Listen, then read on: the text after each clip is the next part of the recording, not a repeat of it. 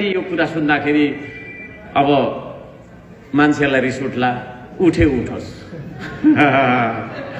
राम्रो बुझौँ है। नियन्त्रित बजार भनेको के हो भन्दाखेरि हामीले नकिनी नहुने कुरा मात्रै किन्नुपर्छ।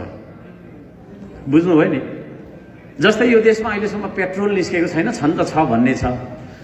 नल्याइ नहुने कुरा मात्रै ल्याउनुपर्छ, तर यहीँ उत्पादन गर्ने कुरा आयात गर्नु हुँदैन है। कुरा बुझ्नुभयो नि?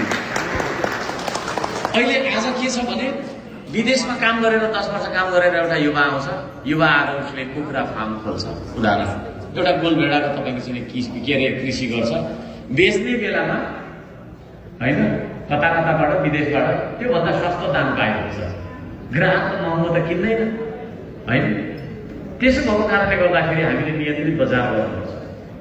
जुन कुरा हामी आफै उत्पादन गर्न सक्छौँ, किसानलाई प्रोत्साहन दिएर हुन्छ कि सिँचाइ बनाइदिएर हुन्छ कि होइन, उ गरेर कृषिलाई हामीले जोडिदिएर चाहिँ त्यसको उत्पादन हामी आफै गरेर उपभोग गर्नुपर्छ। त्यसो हुँदाखेरि हाम्रो पैसा बाहिर जाँदैन होइन त?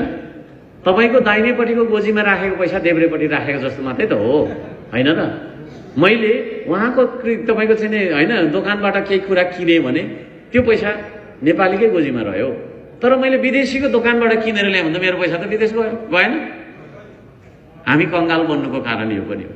विदेश गएर त्यत्रो पैसा ल्याउँछौँ, सबै कुरा उतै गइहाल्छ। अनि हाम्रो देशको अर्थतन्त्र चाहिँ फेवाताल जस्तो बन्नुपर्छ, पानीको नाला जस्तो होइन।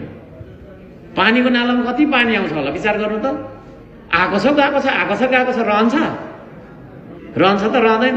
विदेशबाट हाम्रो कति खर्ब पैसा आएको होला? आउँछ जान्छ, आउँछ जान्छ। मोबाइल भन्यो, रिचार्ज भन्यो, पेट्रोल भन्यो, चामल भन्यो, दाल भन्यो, लुगा भन्यो। हाम्रो नेपाली त केही छ त?